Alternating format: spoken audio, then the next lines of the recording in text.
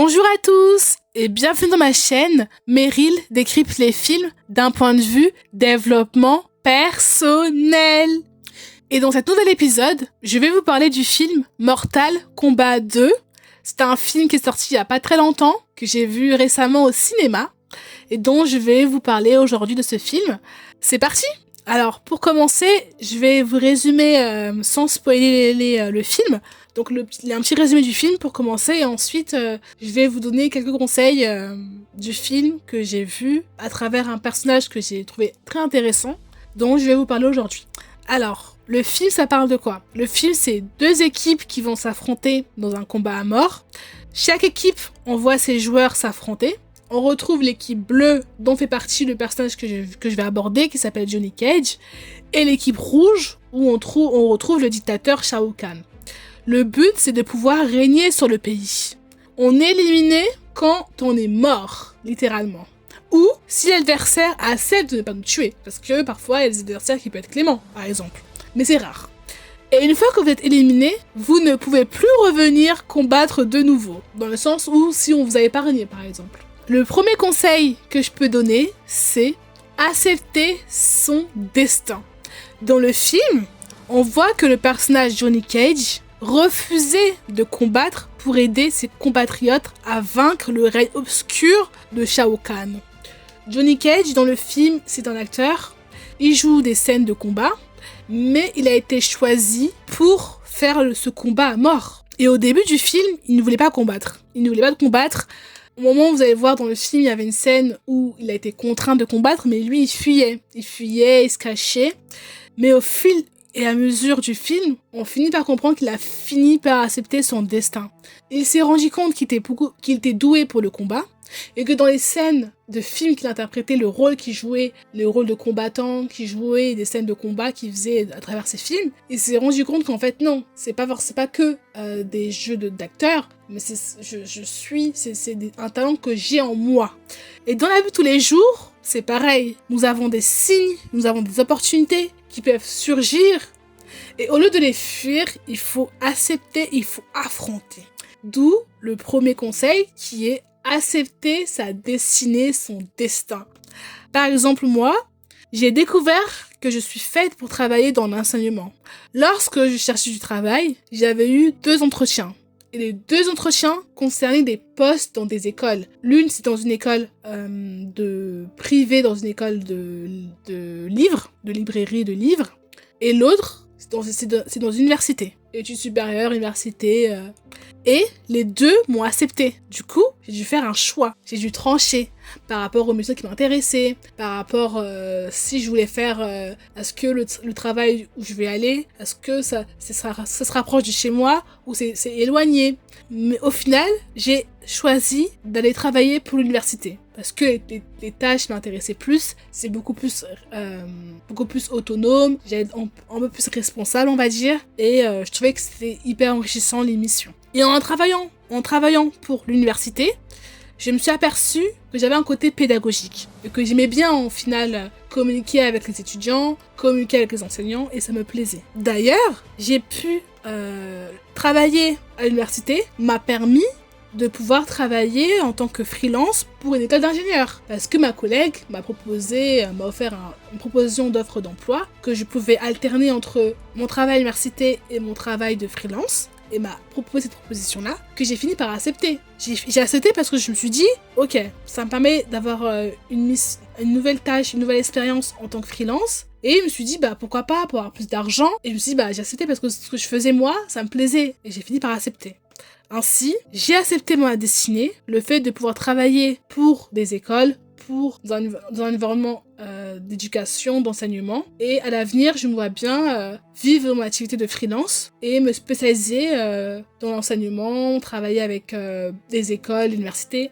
Accepter sa destinée vous permettra de réaliser vos pleins potentiels, car c'est inutile de les combattre, car tôt ou tard, l'univers vous mettra en face de votre destinée, que ce soit de la manière douce ou de la manière forte. Et c'est pour ça que je vous ai parlé du personnage Johnny Cage, parce que dans le film, on le voit bien, que monsieur refusait de combattre, que monsieur voulait pas aider ses coéquipiers. Malgré qu'il refusait, malheureusement, le destin lui a fait comprendre qu'il devait affronter cette part en lui.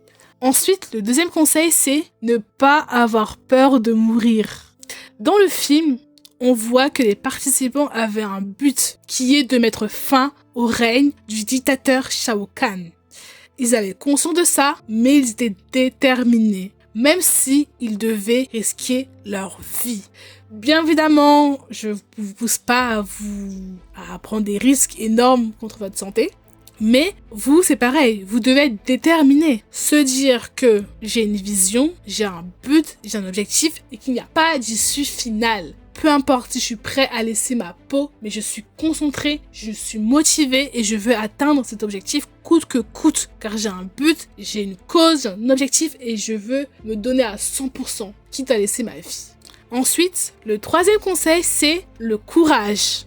Et dans le film, on voit que ses compatriotes, ils partaient au combat. Ils étaient courageux. Ils avaient vraiment le courage d'affronter leur adversaire.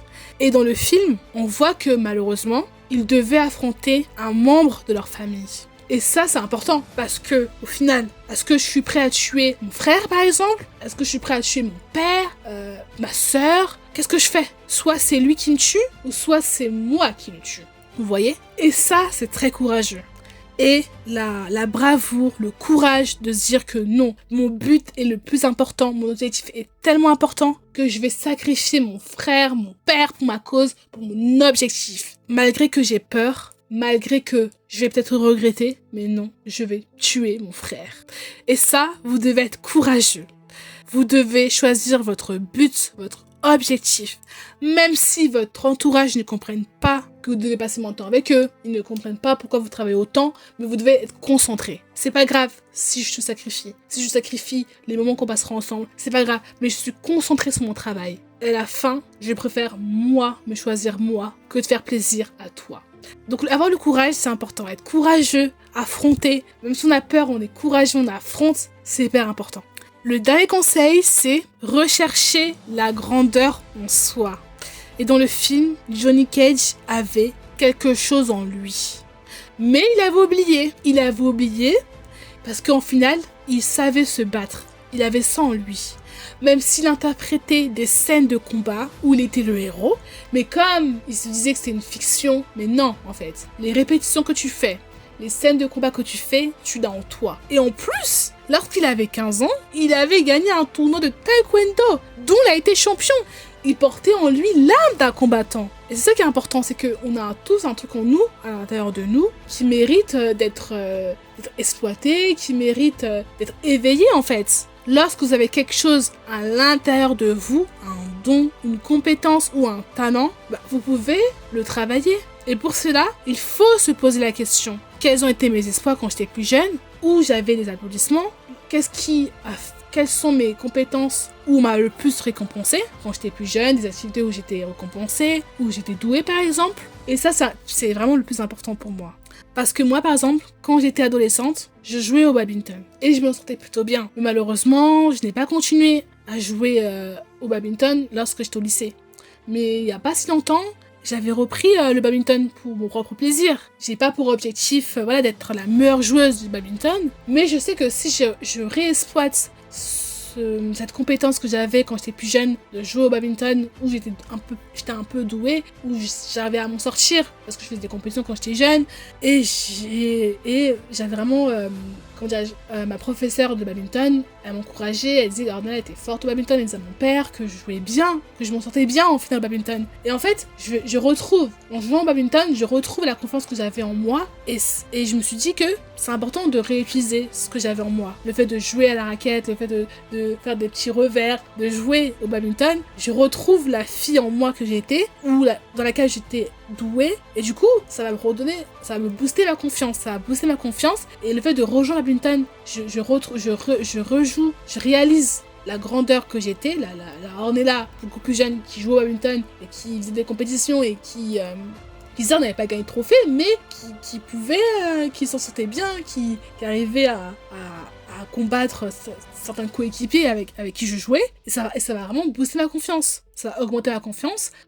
Grâce à ça, je pourrais être encore plus motivée à réaliser mes objectifs. Voilà, c'est terminé. J'espère que cet épisode vous a plu. Et n'hésitez pas à vous abonner, à mettre des likes et à ajouter des commentaires. À bientôt!